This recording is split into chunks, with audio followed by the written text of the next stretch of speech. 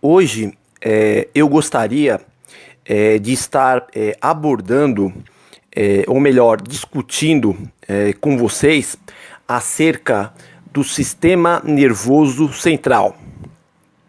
É engraçado, mas quando a gente fala em treinamento funcional, os profissionais da área, a primeira coisa que eles costumam pensar na hora de elaborar, na hora de confeccionar um programa de treinamento funcional, eles ficam restritos a imaginar o tipo de exercício que vai ser feito e até o tipo de equipamento que será utilizado. Porém, antes muito de você selecionar o tipo de equipamento ou exercício que você vai empregar naquele seu atleta, é preciso entender uma ferramenta fundamental em todo esse processo. E essa ferramenta, ela se chama sistema nervoso central. O sistema nervoso central é o que rege toda a aplicabilidade do treinamento funcional, principalmente quando da execução dos exercícios. E exatamente isso que nós iremos tentar discorrer agora. O que eu vou falar? Eu vou falar inicialmente acerca do sistema nervoso central. Vou falar também algumas considerações acerca do cérebro e também da medula espinhal, que compõe o sistema nervoso central. E vou finalizar dizendo ou explicando melhor como funciona o programa motor. Você entendendo acerca do sistema nervoso central, da atividade cerebral e do papel da medula espinhal, você vai permitir criar programas motores adequados. Que o programa motor, ele nada mais é que a base para elaborar a prescrição de qualquer programa de treinamento funcional direcionado ao desporto. Bom, e para começar a falar sobre o sistema nervoso central voltado ao treinamento funcional esportivo, nós precisamos entender a sua anatomia. Pois bem, o sistema nervoso central, ele é constituído do cérebro e da medula espinhal. O cérebro e os seus nervos cranianos, assim como os seus diferentes compartimentos, o encéfalo, o córtex, o cerebelo, o tronco cerebral, entre outros. Já a medula espinhal, que se localiza numa região posterior à coluna vertebral e se estende por toda a sua extensão, juntamente com os nervos raquidianos. Conhecendo essa anatomia, no nosso caso, a anatomia descritiva que eu acabei de mencionar, é preciso agora discutir a sua funcionalidade. Então, nós temos duas vias neurais para a transmissão dos impulsos nervosos pelo sistema nervoso central, que são mediados pelo sistema nervoso central. Quais são eles? A via eferente e a via aferente. Vamos começar pela via eferente. A via eferente é uma via descendente, isto é, ela é propagada pelo cérebro ou pela atividade cerebral em direção às extremidades. É uma via motora comandada pelos neurônios motores, ou também chamados de motoneurônios, que servem para executar a maioria dos nossos movimentos voluntários. Em contraste, a segunda via, no caso a via aferente, ela é uma via ascendente, no sentido extremidades para o cérebro. Ela é mediada pelos neurônios sensoriais. São respostas emanadas pelos proprioceptores musculares, articulares, tendinosos e sensoriais, transmitindo e levando o feedback para o cérebro. Assim, com isso, nós podemos dizer que o sistema nervoso central ele é hierárquico e vertical. Hierárquico, comandado pelo cérebro ou pela atividade cerebral, e vertical, cujas informações e respostas ascendentes, que são aferentes, ou informações descendentes, eferentes, sempre passam pela medula espinhal antes de chegar ou sair do cérebro. Então, a medula espinhal é uma espécie de canal de condução da informação, tanto ascendente quanto descendente. Também dizem os especialistas que o sistema nervoso central, pensando nos comandos motores eferentes, em relação aos movimentos voluntários, é no sentido céfalo-caudal. E o que seria esse céfalo-caudal?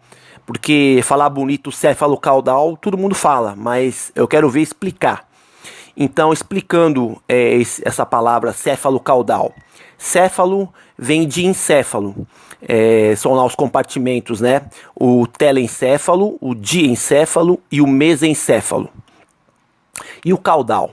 O caudal, ele se refere à porção distal da medula espinhal, na altura da coluna lombar, que recebe o nome de cauda equina.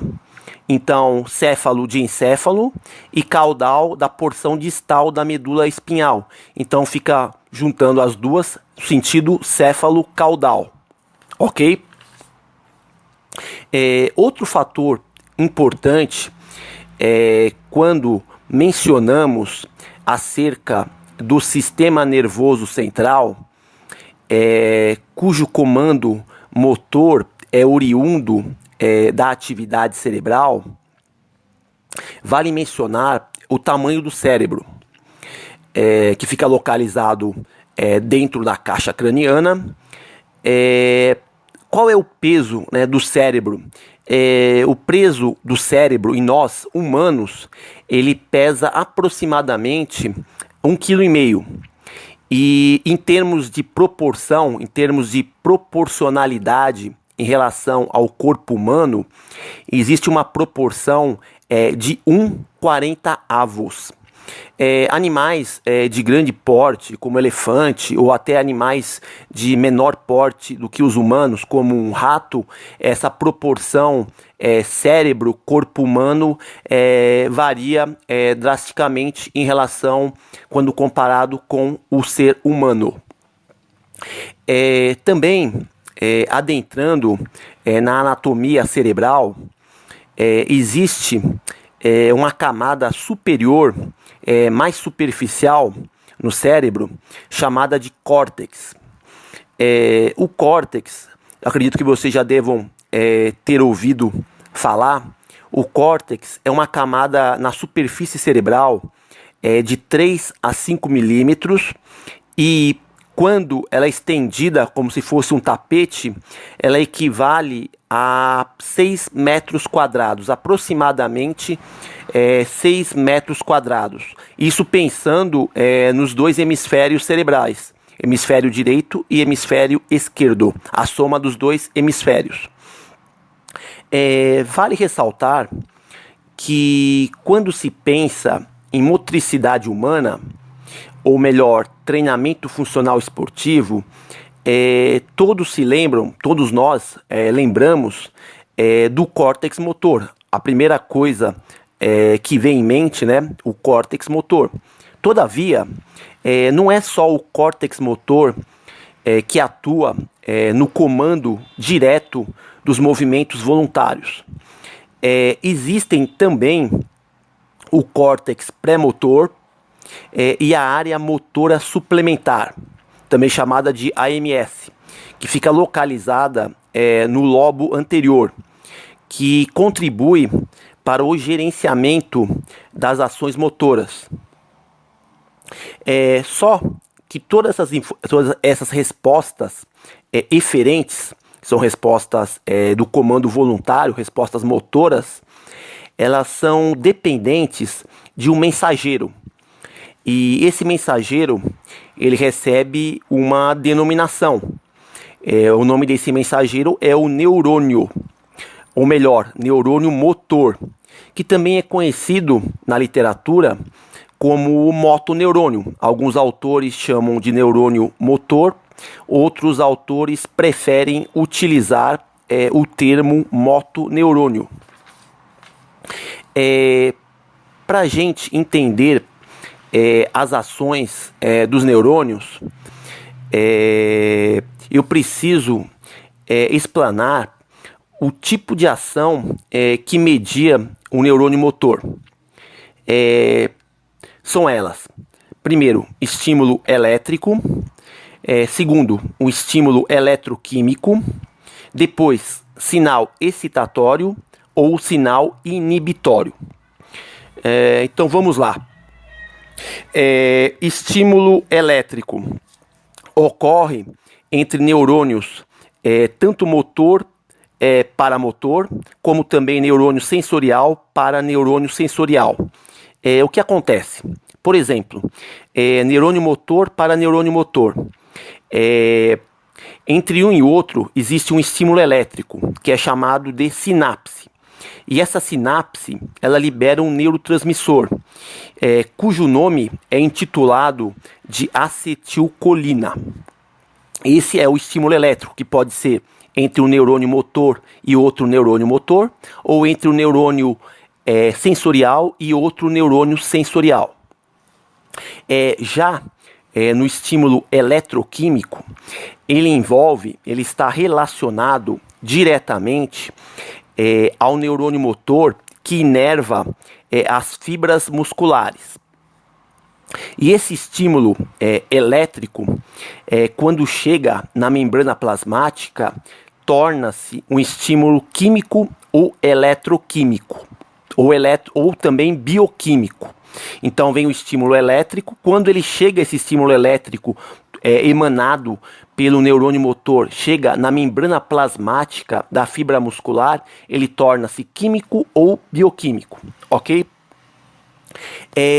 Temos também, como eu mencionei anteriormente, o sinal. Pode ser um sinal excitatório ou um sinal inibitório. O sinal excitatório é um tipo de sinal que gera contração muscular. E em contrapartida, o sinal inibitório é o tipo de sinal que inibe a contração muscular. Então eu vou tentar explicar isso.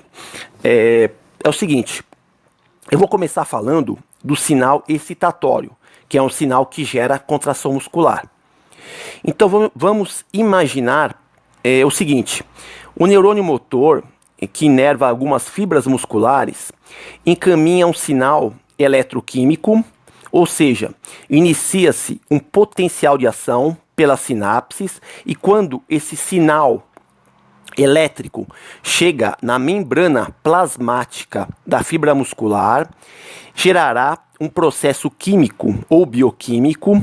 E que tipo de processo é esse? No sinal excitatório, esse processo ele é denominado de despolarização iônica. Esse processo ele vai desencadear algumas mudanças no meio intracelular da fibra muscular. O meio intracelular ele torna-se positivo e o meio extracelular da fibra muscular torna-se negativo. A partir disto, ocorre a liberação de cálcio. E esse cálcio ele vai se unir à troponina. Unindo o cálcio com a troponina, acaba liberando a actina.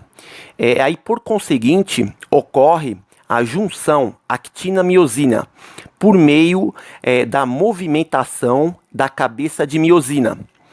E lá nas bandas Z, dentro do sarcômero, ocorre a contração muscular. Então, resumindo, esse estímulo eletroquímico, quando chega na membrana plasmática, ele começa elétrico, chega na membrana plasmática, torna-se químico ou bioquímico e converte-se em mecânico, resultando na contração muscular. Esse é o sinal excitatório, que gera contração muscular, ok? E o outro sinal? O nome do outro sinal, que é oposto, né, é o sinal inibitório, que inibe a contração muscular. No sinal inibitório, o início ele é um pouco parecido. Vamos lá. Por meio do motoneurônio e as fibras musculares que ele inerva, chega um sinal elétrico decorrente da sinapse, ou seja, do potencial de ação. Quando esse sinal elétrico ele atinge a membrana plasmática da fibra muscular, ele converte-se num sinal químico, gerando um processo cuja denominação é hiperpolarização iônica. Lembram-se que no processo anterior excitatório o nome era despolarização iônica. Agora, no processo inibitório, esse mesmo processo chama-se hiperpolarização iônica. E o que essa hiperpolarização iônica vai gerar? O meio intracelular da fibra muscular, ela torna-se negativo e o meio extracelular positivo, exatamente o contrário do sinal excitatório, que no sinal excitatório o meio intracelular ele tornou-se positivo e o extracelular negativo. Aqui ocorre exatamente o oposto. O meio intracelular da fibra muscular ele torna-se negativo e o extracelular positivo. E o que isso vai resultar? Com isso acaba ocorrendo a liberação de potássio e o acúmulo de cloro no meio intracelular, que vai gerar uma inibição da contração muscular. Então, sinal inibitório que gera inibição da contração muscular. Então, para recapitular, nós já comentamos acerca dos estímulos, né? Que pode ser um estímulo elétrico ou um estímulo eletroquímico. Elétrico entre neurônios, tanto motor com motor, como o neurônio sensorial com neurônio sensorial. E o estímulo eletroquímico, que é entre o neurônio motor e as fibras musculares que ele inerva, que começa a partir de estímulo elétrico e torna-se químico ou bioquímico quando chega na membrana plasmática da fibra muscular. E falamos também dos sinais, que pode ser o excitatório ou o sinal inibitório. O sinal excitatório que gera contração muscular e o sinal inibitório que inibe a contração muscular. Mas conhecendo tudo isso, tem uma coisa que acrescenta a essa questão dos neurônios. O que é? É a chamada unidade motora. Eu acredito que a maioria de nós já ouviu falar de recrutamento de unidades motoras. Então, afinal de contas, o que é essa tal da unidade motora? A unidade motora nada mais é que o neurônio motor e as fibras musculares que ele inerva. Mas vale frisar que as unidades motoras elas sofrem uma divisão conforme o seu tamanho e conforme também a quantidade de fibras musculares que ela inerva. Então vamos discutir um pouquinho sobre essa divisão. A grosso modo, nós temos 3 tipos de unidade motora. Primeira, unidade motora lenta, depois a unidade motora resistente à fadiga, que é a segunda, e a terceira e última unidade motora é a unidade motora de potência. Então vamos discutir uma por uma. A unidade motora lenta, ela é de tamanho pequeno, é a característica dela, tamanho pequeno, ela inerva dezenas de fibras musculares e, preferencialmente, as fibras do tipo 1, ou seja, fibras de contração lenta. O segundo tipo de unidade motora que eu mencionei é a unidade motora resistente à fadiga. Essa unidade motora resistente à fadiga, ela é de tamanho médio, ela inerva umas centenas de fibras musculares e preferencialmente as fibras do tipo 2A, ou seja, fibras musculares de contração rápida. E por último, né, a terceiro tipo de unidade motora, que é a unidade motora de potência. Em relação às demais unidades motoras, ela é de tamanho grande, ela inerva milhares de fibras musculares e tem preferência por inervar as fibras musculares de contração rápida do tipo 2B. Então, a unidade motora lenta, que tem as fibras caracterizadas por tamanho pequeno e inerva dezenas de fibras musculares, preferencialmente tipo 1. O segundo tipo, recapitulando, resistente à fadiga, tamanho médio, inerva centenas de fibras e preferencialmente fibras tipo 2A. E por último, as unidades motoras de potência, tamanho grande, inerva milhares de fibras e preferencialmente do tipo 2B. São esses três tipos de unidades motoras. Unidade motora lenta, unidade motora resistente à fadiga e unidade motora de potência. Bom, acredito eu que nesta altura vocês já devem estar cansados de ouvir sobre fisiologia do sistema nervoso central. Cansados, mas é um mal necessário, vamos dizer assim, podemos chamar. Vamos falar então agora em algumas coisas de aplicação prática, de todos esses conceitos que foram elencados. Vamos ver se a gente converte eles em aplicação prática, principalmente quando a gente fala em treinamento funcional. E mais ainda no treinamento funcional esportivo ou desportivo. Vamos começar falando no seguinte. Exatamente, nós temos basicamente 3 classes de movimentos, partindo do princípio da neurofisiologia ou da neurologia. Movimentos reflexos, movimentos rítmicos e movimentos voluntários. Esse terceiro, movimentos voluntários, é muito importante para nós da área da motricidade humana. É muito estudado. Então vamos começar pelo primeiro, que são os movimentos reflexos. E eu vou explicar os movimentos reflexos através de exemplos que eu acho acredito eu, que a assimilação é melhor. Então vamos dizer o seguinte, movimentos reflexos.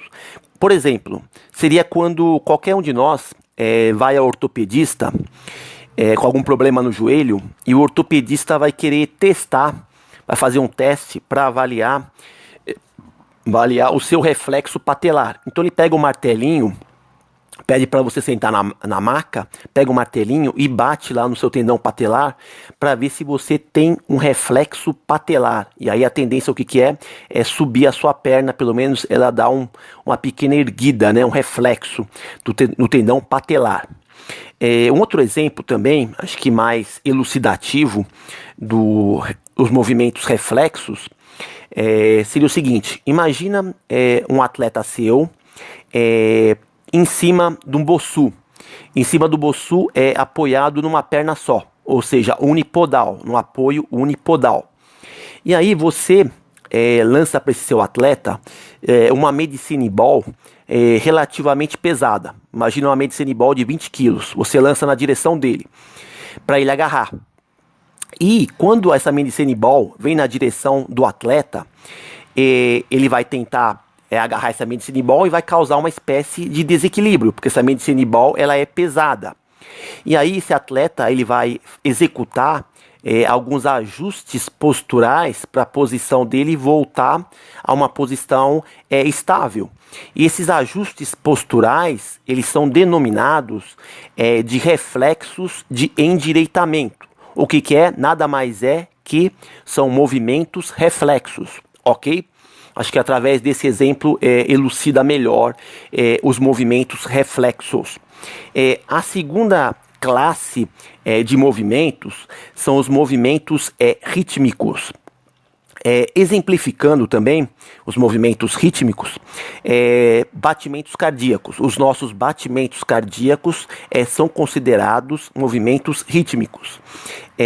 Outros movimentos rítmicos, por exemplo, a nossa mastigação, quando nós estamos nos alimentando ou quando nós estamos, por exemplo, estamos falando, então a arcada dentária fica se movimentando. Esses movimentos da arcada dentária são considerados movimentos rítmicos. E por último, o andar. O andar também é considerado um movimento rítmico. E aí, no andar, eu me lembrei de um experimento que foi feito com animais. E aí, no caso, os animais que foram utilizados nesse experimento eram gatos. E como foi feito esse experimento? Esse experimento foi feito com uma intervenção cirúrgica no gato. Essa intervenção cirúrgica que os cientistas fizeram, os pesquisadores fizeram, ela recebe o nome de deaferentação cirúrgica. O que é, afinal, essa deaferentação cirúrgica? É uma técnica cirúrgica no qual os pesquisadores eliminaram no gato as respostas, as vias aferentes, ou seja, as vias ascendentes, que vêm das extremidades para o cérebro, que vem de origem sensorial para os cérebros. Depois disso, esse mesmo gato, ele foi colocado numa esteira e foi verificado que o gato ele conseguia primeiro se manter em pé na esteira e permitia também, conseguia continuar a sua marcha, a sua deambulação, o seu andar, sem grandes alterações. Para vocês terem uma ideia, esse tipo de intervenção, se ela fosse feita, se ela fosse realizada em humanos, nós alteraríamos drasticamente essa nossa marcha. Quando ou se nós conseguíssemos andar. Então, o movimento de andar é considerado uma classe de movimento como movimento rítmico. Por fim, a última classe de movimentos, que é o movimento voluntário, é o mais interessante, acredito, que para nós profissionais da área da motricidade humana. Não dispenso o movimento reflexo e também não dispenso o movimento rítmico, mas acho que o movimento voluntário acho que é o mais estudado aqui da nossa área, da motricidade humana, do treinamento desportivo, do treinamento funcional. E no que consiste esse movimento voluntário? Eles são as respostas eferentes advindas do nosso cérebro, ou do cérebro, mediada pelos neurônios motores, que chegam aos músculos e a sua respectiva execução dos diferentes tipos de movimentos. Vocês sabem que o sistema nervoso central, ele não pensa em termos de músculos, ele não pensa em termos musculares. O sistema nervoso central, ele funciona pensando em termos de movimentos. Isso é muito importante de se lembrar. E para nós compreendermos melhor isto, eu vou ter que discutir com vocês acerca do programa motor. O que é esse programa motor? Eu começo falando do programa motor acerca de aprendizagem. E aprendizagem lá nas teorias de Piaget. Então o que é aprendizagem? Aprendizagem tanto motora ou aprendizagem cognitiva, na visão lá do Piaget, é uma mudança interna. E quando nós falamos de aprendizagem, existem dois termos muito importantes, que é assimilação e acomodação. Termos estes utilizados pelo Piaget. A assimilação, durante o processo de aprendizagem, tanto a aprendizagem cognitiva como a aprendizagem motora, significa que o treinamento ele está no início. Então, ele está localizado em termos cerebrais, em níveis cerebrais superiores. E quando ocorre a aprendizagem significativa, a mesma assimilação ela avança para um estado de acomodação, ou seja, ela é direcionada para centros cerebrais inferiores. E vou exemplificar isso com outras palavras, um pouco melhor. Existem duas formas e dois métodos pedagógicos de ensino-aprendizagem. Primeiro, a prática em blocos e segundo, a prática aleatória. Vamos pegar um exemplo que eu acho que a assimilação é um pouco melhor. No futebol. Na prática em blocos no futebol, ela acontece da seguinte forma. Você ensina o seu aluno, o seu aprendiz ou o seu atleta com movimentos isolados. Por exemplo, o passe e os diferentes tipos de passe, o cabeceio, os diferentes tipos de chute. Então, os fundamentos eles são apresentados para esse aluno, para esse atleta, de forma isolada. Já na prática aleatória, seria o aprender o futebol, vamos dizer, jogando, entre aspas, jogando. Todos os fundamentos estarão integrados numa partida de futebol, num treino de futebol, jogando futebol. Todos esses fundamentos que foram aprendidos na prática em blocos, eles são utilizados de forma integrada. Aí seria o que? A prática chamada como prática aleatória. Entendido isso, eu vou usar um outro exemplo, numa outra modalidade, que é a natação, para explicar esse processo de assimilação e acomodação. Assimilação e acomodação na prática, tanto em blocos quanto na prática aleatória. Então vamos lá. Vamos supor que o seu aluno ou atleta já passou pela prática em blocos na natação, especificamente do nado crawl. O que ele fez? Ou seja, o que ele acabou fazendo? Ele treinou de forma isolada as braçadas, trabalhou de forma isolada as batidas de perna, trabalhou de forma isolada a respiração, trabalhou de forma também isolada a flutuabilidade e outros elementos importantes para a natação, que foi a prática em blocos, os fundamentos de forma isolada. E nesse sentido, o atleta agora, esse mesmo atleta, ele vai começar então a trabalhar a prática aleatória do nado crawl.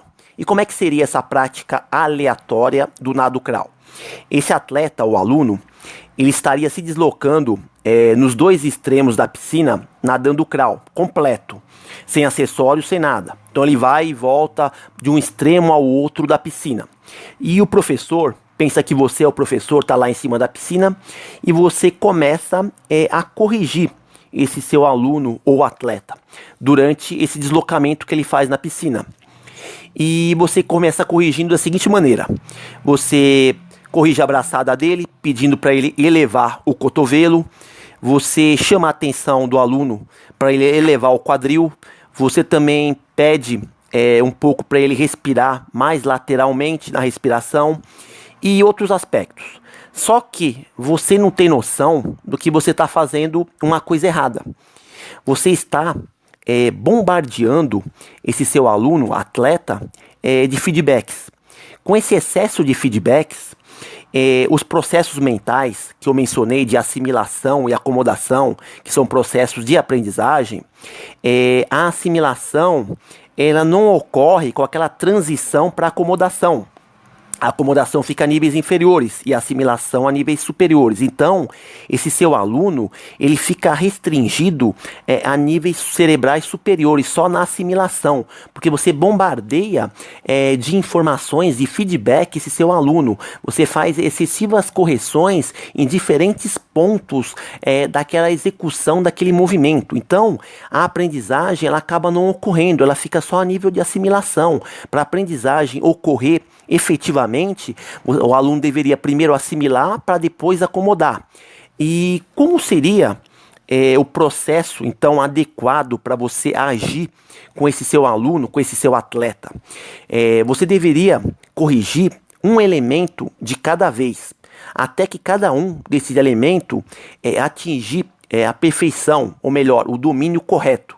Então, primeiro, você dá atenção na braçada.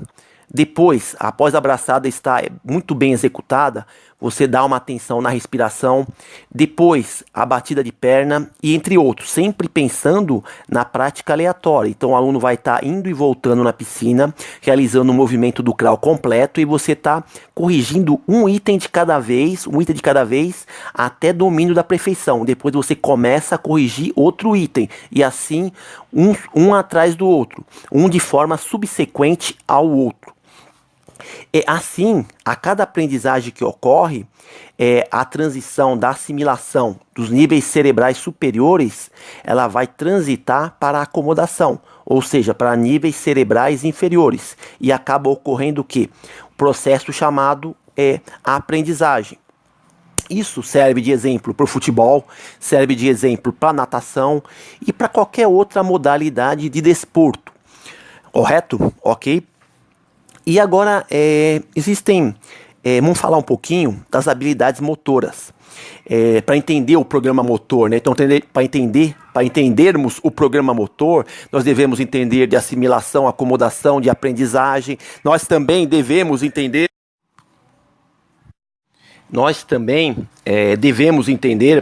das habilidades motoras, tanto habilidades motoras básicas, como habilidades motoras específicas.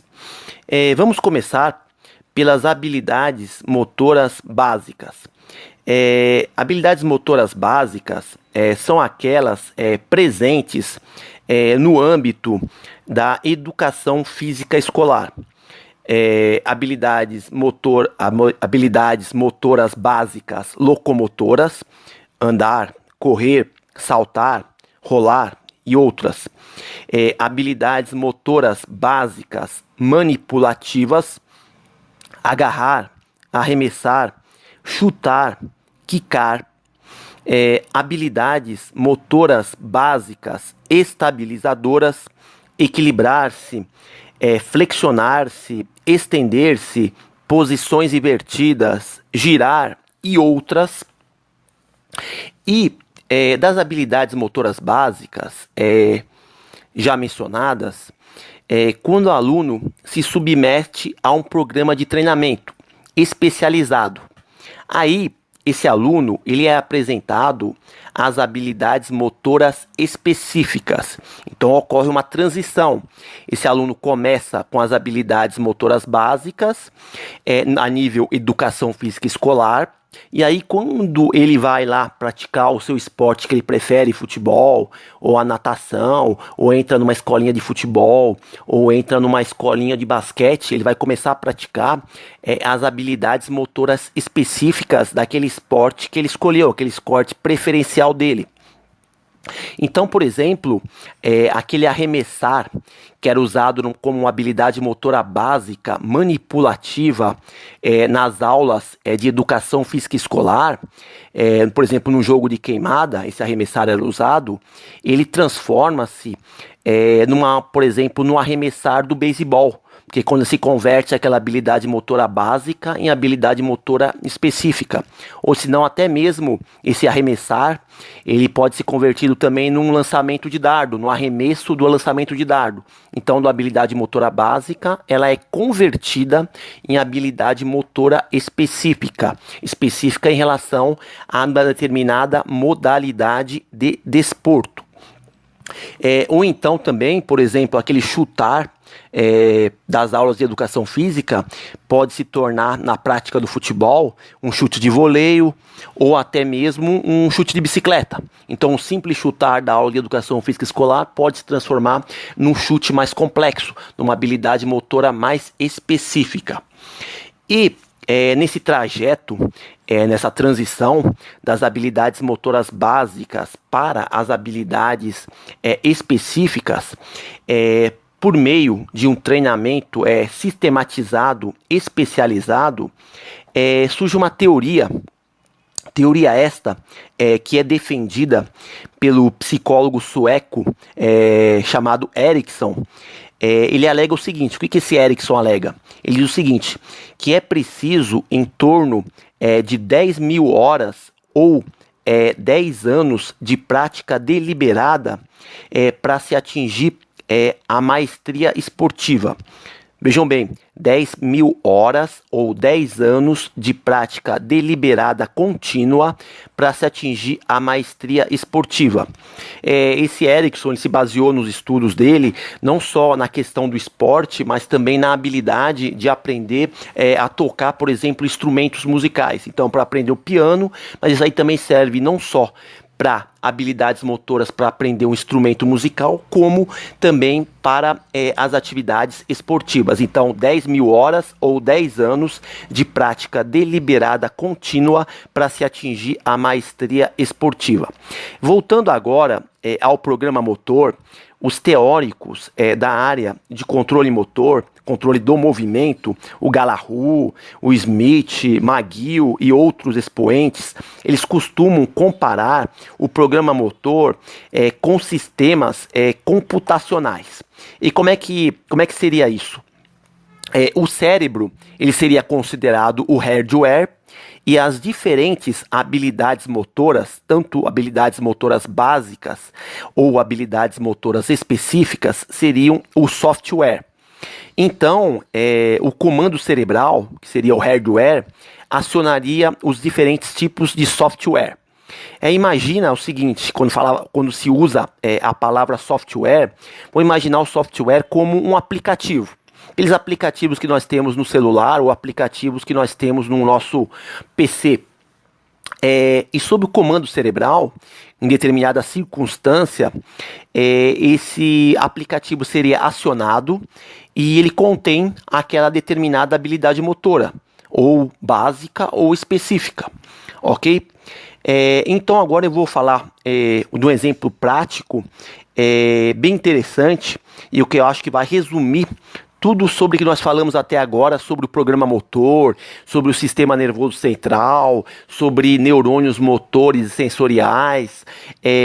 Um exemplo de programa motor na vida real, e esse exemplo eu acho que é bem assim, bem explícito. Então, como é que seria esse exemplo? Eu vou falar primeiro de um atleta, né? De um atleta conhecido, acho que todo mundo já ouviu falar, que é o tal do Usain Bolt. O Bolt, aquele campeão lá dos 100 metros rasos, o velocista, né? Parece que ele se aposentou das pistas de atletismo. E foi noticiado que ele estava pensando em se tornar um jogador de futebol.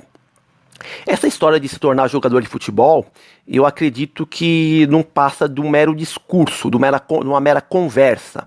Acredito que, na verdade, é só um marketing. Mas vamos aproveitar esse exemplo desse atleta que eu vou pegar. Vamos dizer que ele venha a iniciar essa prática futebolística. E não acredito que num clube da primeira divisão, mas vamos dizer que num clube da segunda, terceira, ou até mesmo um clube da quarta divisão. Então, aquele discurso no qual ele alega que vai empregar a sua velocidade a favor do futebol, ela é controversa. Eu explico. O programa motor dele, ele está adaptado à velocidade linear cíclica. Então, como é que funciona lá na prova de velocidade dele, que ele praticava? Ele ouvia um tiro de largada, saía em disparada do bloco de partida e corria em direção à linha final, à linha de chegada. Só que no futebol se utiliza da velocidade acíclica multidirecional. Através do quê? Das paradas bruscas, saídas rápidas e das constantes mudanças de direção. E nesse ponto, alguém vai falar para mim, olha, então é só colocar o Bolt lá na frente como atacante e passar a bola para o Bolt, e aí ele vai dar um sprint e vai chutar a bola para o gol. Todavia, não é tão simples assim, porque o programa motor do Bolt, que é comandado pelo sistema nervoso central, ele está habituado é aquele movimento clássico que anos de prática da prova de velocidade, do atletismo. Então ele ouve aquele tiro de largada e sai em disparada. E cada atleta corre na sua respectiva raia sem atrapalhar a corrida do outro. Só que, seja, uma habilidade motora fechada, considerada fechada. A prova de 100 metros rasos no atletismo é considerada uma habilidade motora fechada. E no futebol, o futebol é classificado como uma habilidade motora aberta. O Bolt, ele vai ter que aprender a se deslocar, aprender a correr com mudanças de direção. E também saber como disputar uma bola com os outros atletas. Bem como é diferente, né, do que ocorre no atletismo, que cada um corre na sua raia sem atrapalhar o outro. Lá no futebol ele pode levar uma cotovelada, levar um puxão da camisa dele, então são condições um pouco mais dificultosas, né? Então o futebol é uma habilidade motora aberta e o atletismo uma habilidade motora fechada. Mais um detalhe, no atletismo ele aplicava aquela sua velocidade sem conduzir a bola, e estudos apontam que jogadores de futebol ou até de rugby, pelo que eu li, quando estão conduzindo uma bola, quer seja uma bola com os pés ou uma bola sendo transportada nas mãos, eles tendem a perder parte da sua velocidade máxima. Então aquele mesmo jogador, quando ele está correndo sem a posse de bola, ele tem um deslocamento maior. Quando esse jogador, quer seja ele jogador de futebol que transporta a bola com os pés, como um jogador de rugby ou um jogador de futebol americano que transporta a bola com as mãos, ele perde parte dessa velocidade máxima. Então, para finalizar, o Bolt ele deverá atualizar esses aplicativos dele. Se ele quer um programa motor efetivo para o futebol, ele vai ter que atualizar esses aplicativos que ele tem, que na verdade o software.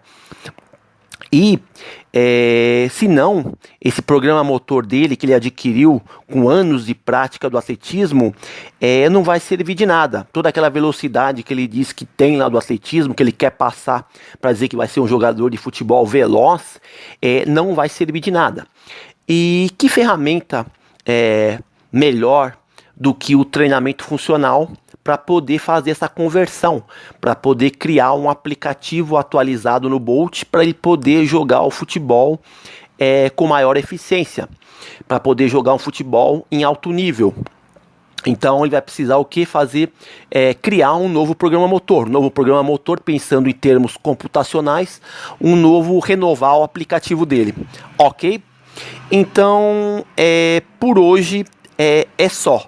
O que eu queria falar sobre sistema nervoso central e a relação com o treinamento funcional, aliás, treinamento funcional esportivo, é isso. Então, um abraço a todos e até a próxima.